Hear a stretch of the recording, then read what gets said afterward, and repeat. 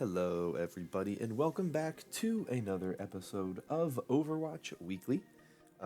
This week's going to be pretty interesting. Going to get into a lot of non-Overwatch related, very real-world stuff here at the end with this Hearthstone situation. So I'm warning you now that that is something I'm going to talk about today. We're going to cover all the Overwatch related stuff first, and then I will talk about all of that at the end. So to start, let's talk about Overwatch Switch, because it comes out next Tuesday. So if you haven't pre-ordered it yet and you want to, now's your time to do that. If you don't want to pre-order it and want to wait until it comes out, goes on sale, whatever, that is something else that you can do. Just wanted everyone to know that it comes out on Tuesday. Link in the description to the website and the official page about it. Next, an interesting story.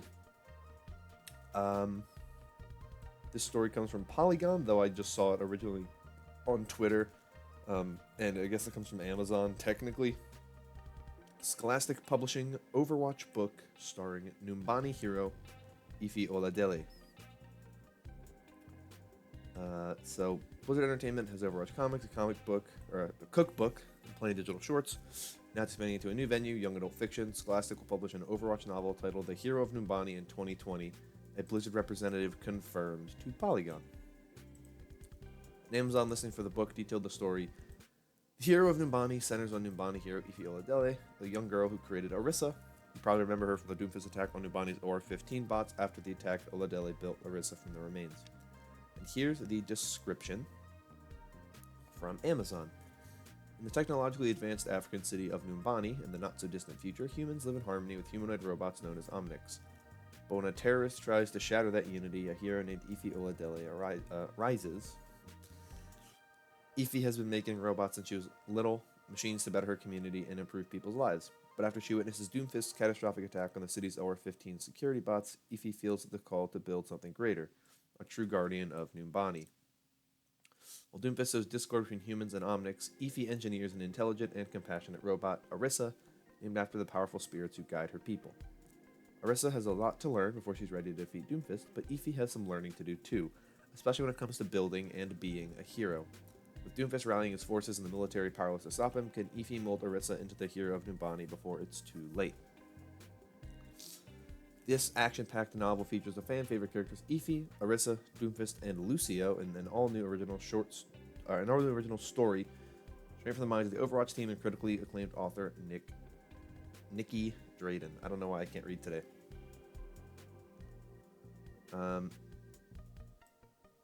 Obviously, Ify Oladele debuted back in 2017 when we saw all of the Orisa stuff. There's an interview with the 11-year-old that they published, obviously a fake interview, but that's when we first met Ify.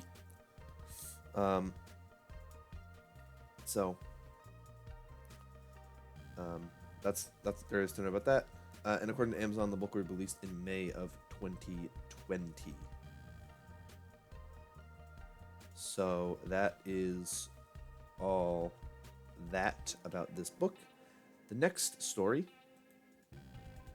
is about the Overwatch Contenders Gauntlet, which is ongoing already. It started last night, late, like 10 p.m. Eastern, but it's on in Korea, so it's starting, in Korea and whatnot. So the time is not the best if you're in the U.S. or even in Europe, but there will be some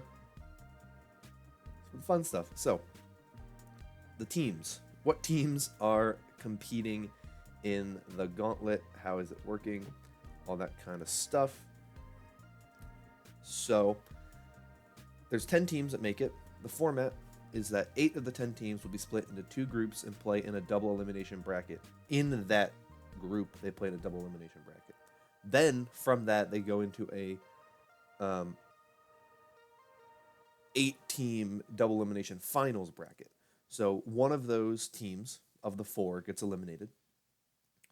And then they go to the finals bracket where they'll play the seeded teams from Korea and North America, who we'll talk about in a little bit. The matches are first to 3, except the winners finals, losers final, and Gauntlet finals, which will be first to 4. And of course, they'll be played with 2-2 roll lock in Forced. So the 10 teams. The 2 seeded teams, as I mentioned, we have the first seed from Korea and the first seed from North America. The first seed from Korea is Runaway, one of the most successful Overwatch teams in history. They've won 6 of their last 7 major tournaments, and they've won 3 of the last 4 Contenders Korea titles, so huge team right now. And the NA first seed is Atlanta Academy, or ATL Academy. They didn't drop a single map during round robin play in Season 2, and then they won 33 consecutive maps to taking the North America East title and a 4-1 win over Gladiators Legion. There's a lot of really good players on here, including, interestingly enough, a 14-year-old player named Sugarfree, who is really, really good. Very, very good player. It's a very interesting thing to follow Contenders, because you have a lot of the young players that are playing, but it is certainly an interesting thing to see when you have these players that are super young but are really, really good at the game. Moving on to the rest of the teams that are in, we have the second seed from Korea, which is Element Mystic, of course, who were the Pacific Showdown champions and the Contenders Season 1 Korea champions. You have HSL Esports, who represent EU. They're the only EU team that is playing. And then you have Talon Esports, the only Pacific team that is represented. They have players from South Korea, Thailand, Hong Kong, Chinese Taipei. Interesting team. They're actually a pretty good team. You have XL2, who is the third seed from North America. Second best in the NA region, and they finished behind Team Envy. They're a pretty good team. They're the NYXL Academy team. In China, their lone representative is LGE Huya, who, of course, won both Season of Contenders China in 2019. Then the NA second seed was Team Envy. You have the Korean third seed Gen G and the NA fourth seed Gladiators Legion. So those are all your teams. There have already been some matches when I'm recording this video. Group A, which was the group consisting of Element Mystic, HSL, Talon, and XL2. They've already finished their group, and in it we saw Element Mystic beat Talon and HSL lose to XL2 in the semifinals of the bracket, and then in losers round 1, Talon beat HSL, which meant HSL is eliminated, so EU is already out of the Gauntlet, and then Element Mystic beat XL2, and then Talon beat XL2. So, in case you're wondering what that means when we get to the big bracket, Element Mystic is going to play against ATL Academy, and XL2 and Talon are still waiting to see who they will go up against. The rest of the Gauntlet, Team Envy vs Gladiators Legion, Gen G vs LGE Huya, starts tonight at 10 p.m. Eastern. So be on the lookout for that if you're interested in some Overwatch esports. The next story I have is that Sinatra and Super from the San Francisco Shock appeared on Jimmy Fallon on Monday night. So I have a link in the description down below to their interview if you want to look at it. And it's been kind of funny to watch as a bunch of teams have tweeted at Jimmy Fallon and been like, Jimmy Fallon, 1v1 us, come to the Overwatch League stuff. And he started following a bunch of the teams and some of the players and some other stuff. So maybe Jimmy Fallon will make an appearance later on at the Overwatch League. Who knows? We'll see. But that is it for the Overwatch, not political, not real world stories. But I feel like I have to talk about the Hearthstone situation because this is obviously a Blizzard game, just like Overwatch is. And while Hearthstone itself is not Overwatch, I feel like I would be remiss if I didn't talk about this because this is a huge story. It's a huge deal. It affects everybody at Blizzard. It affects everything that Blizzard is about. And I feel like I can't not talk about it. So I'm going to have a link in the description down below to 2 articles from Invent Global that go over everything. that you need to know about the situation, at least like the TLDR for the situation. But it's a very long and drawn out situation. Obviously, the issues in Hong Kong right now go back months and months and months. I recommend you read about it. You do your own research on it. It's a very complicated situation, and it's something to know about. But because you don't know what happened, one Hearthstone player named Blitz Chung from Hong Kong was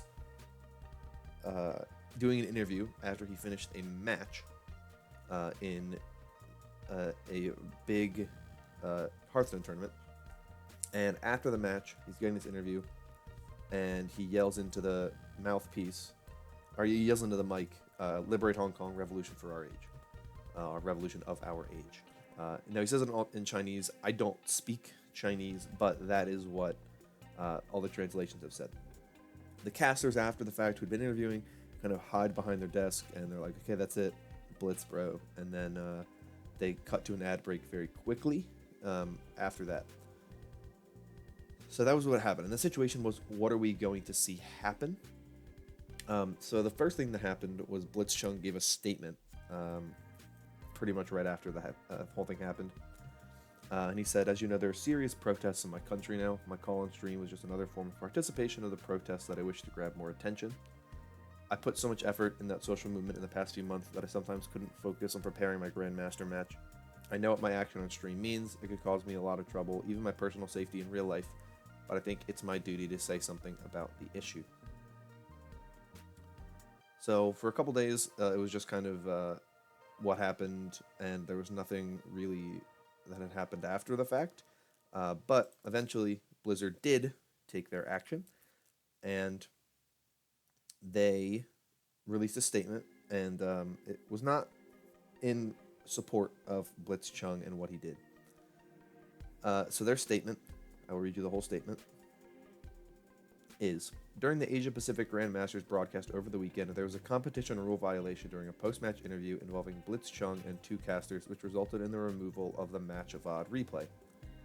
Upon further review, we have found the action has violated the 2019 Hearthstone Grandmasters official competition rules, section 6.10, and is individual behavior which does not represent Blizzard or Hearthstone Esports 6.10 as found below." And here is that rule. This comes from the 2019 Hearthstone Grandmasters Official Competition Rules, version 1.4, page 12, section 6.10. "Engaging in any act that, in Blizzard's sole discretion, brings you into public disrepute, offends a portion or group of the public, or otherwise damages Blizzard image will result in removal from Grandmasters and reduction of the player's prize total to $0, in addition to other remedies which may be provided for under the handbook and Blizzard's website terms. Grandmasters is the highest tier of Hearthstone esports, and we take tournament rule violations very seriously. After investigation, we are taking the necessary actions to prevent similar incidents from happening in the future. Effective immediately, Blitz Chung is removed from Grandmasters and will receive no prizing for Grandmasters Season 2. Additionally, Blitz Chung is ineligible to participate in Hearthstone esports for 12 months, beginning from October 5th, 2019, and extending to October 5th, 2020. We will also immediately cease working with both casters. We'd like to reemphasize tournament and player conduct with the Hearthstone esports community from both players and talent, while we stand by one's right to express individual thoughts and opinions. Players and other participants that elect to participate in our esports competitions must abide by the official competition rules." So that was their statement, and people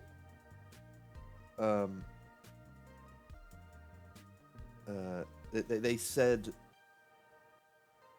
people were upset with the fact that the casters got fired, but some clarification was given, which was that the casters requested / encouraged Blitz Chung to say what he said in Mandarin. In case you didn't understand the clip, they said, "Say the 8 words, then we'll end the interview immediately." Then they hid under the desk, so they knew what was going on, and they said what was happening, and the response is not good.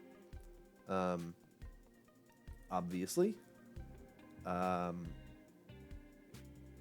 it's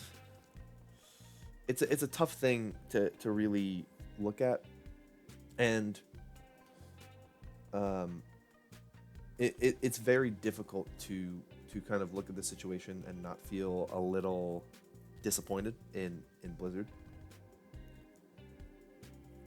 Obviously, the casters were pushing for it, and they wanted him to say it. He said it, and that is what it is, and that does violate their rules. But the rules themselves are pretty vague.